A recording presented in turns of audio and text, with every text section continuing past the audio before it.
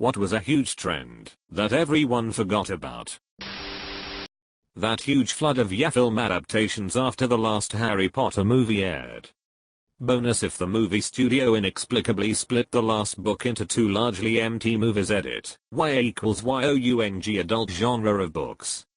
Think books like Divergent, The Hunger Games, Maze Runner, Percy Jackson, etc. May ye rest in peace, Eragon, Ironheart, The Golden Compass, The Last Airbender, Dragon Ball Z, Divergent, Hunger Games, Maze Runner, and many more. Percy Jackson says hi.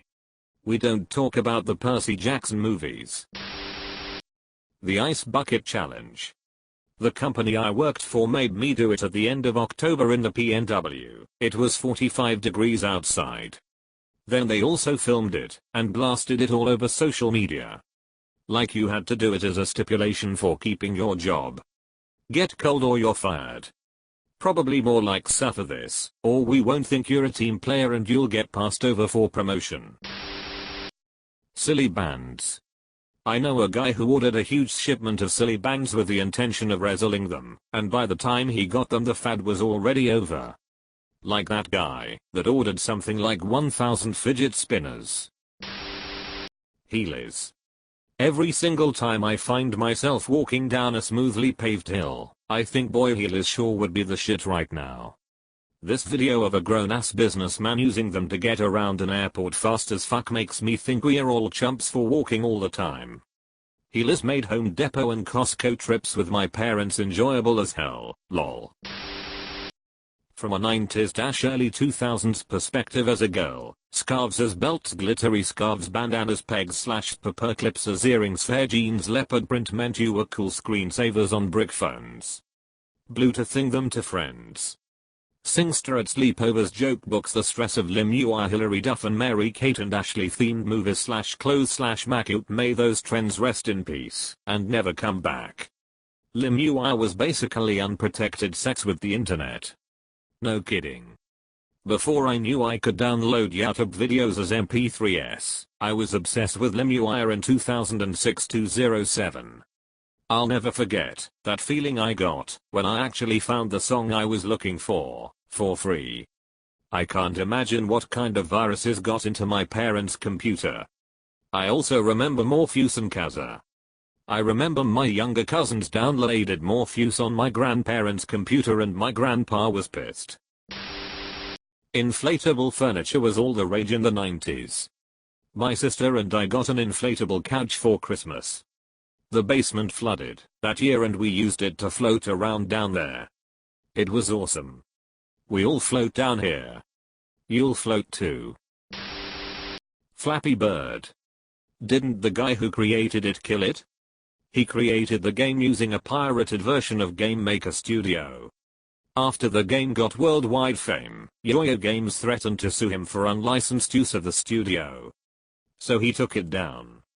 He eventually re-released it in 2014 as an Amazon App Store exclusive, which is why you and nobody else heard about it. Everything from Hotline Miami to Risk of Rain came from there, but it's easy enough that I was making my own games in it when I was 14. Fuck me, I thought he put it down because of the death threats and abuse he received. I think that's what he said when he initially took it down, but I wonder if that was just to cover his ass for the piracy.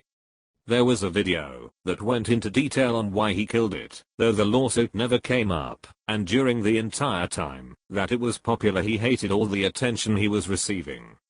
Every other comment he made was in the vein of, lol you guys ruined my life. Neopets 10-year-old me pretended to be sick, so I could stay home and grab some limited edition Neopet once. I miss the days when I would be excited for each day to harvest the daily free omelette and free jelly. I miss refreshing the pound in hopes of a painted pet. And then after a billion refreshes you see one, click on it, and turns out someone clicked before you. That weird time when everything was mustache themed. Oh, and bacon themed. Oh man, the epic bacon years of Reddit were rough. Tramp stamps, if you were around 18 between 1998 to 2004. Source: graduated high school in 2001 and have a butterfly on my lower back. The Germans call them Arschchewy or ass antlers, which is the most fitting name ever.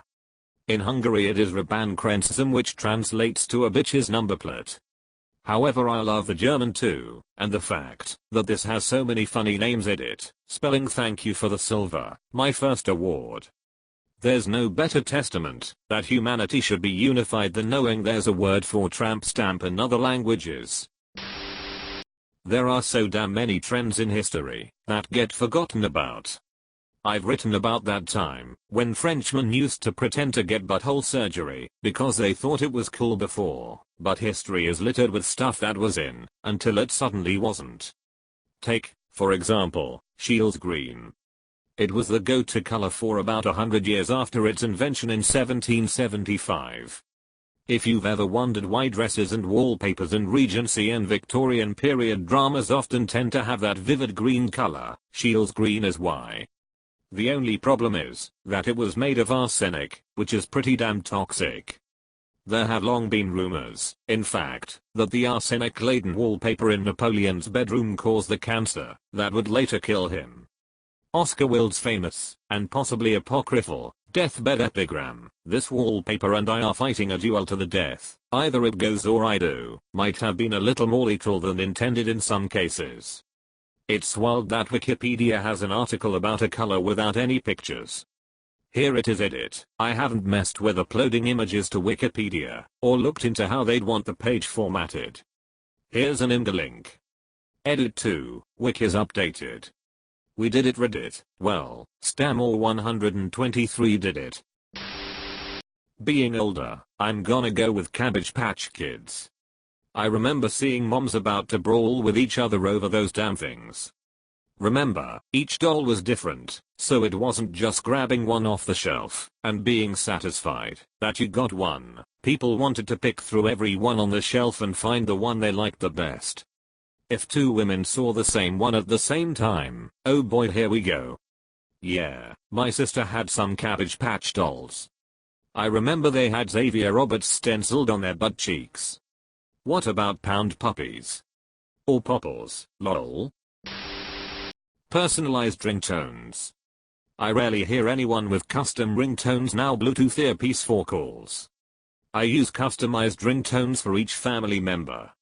Then again, I'm old. Ditto. When I'm working construction, I want to know if I'll let it go to voicemail or if it's a text I really need to read as soon as possible. Rainbow loom. Everyone had like a gazillion different little rubber bands. I still find them around my house. Oh god, I worked at Michael's when these first hit the market and people went bananas. They were super strict about how many each store could get when they could be on the floor, never using coupons on them, and naturally by the time supply caught up with demand the trend was dying, and we couldn't get rid of them. No coupons allowed on the looms. And people threw fits because of it.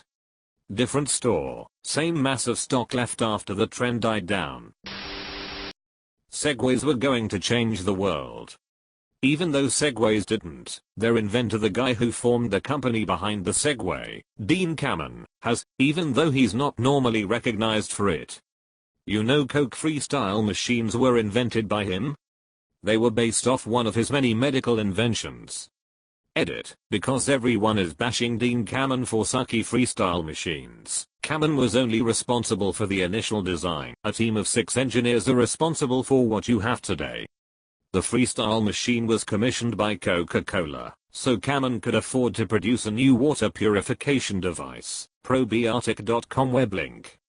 Dean Kamen's inventions aren't as simple as shitty Coke machines. No, he's invented many items that aren't as easily recognizable. Among these is the auto syringe, the first practical insulin pump, though it's used for chemotherapy as well, for use by the general public, at wiki.assistivitech.net web link. He also started 4 levels of school robotics competitions that have gotten massive over the last few years. Dean Kamen is a fascinating dude. He was profiled on 60 Minutes a while back, and has his own island, North Dumpling Island, that has seceded from the Union. His house there is equipped with helicopter hangars and secret passages. Really seems to be having the most fun amongst rich, successful people. Those bracelets that made you more stable / balanced or pulled toxins out of your wrist. Power balance bands. I remember when all the cool kids at my school had those. There was this kid at my school who claimed that it made him run faster.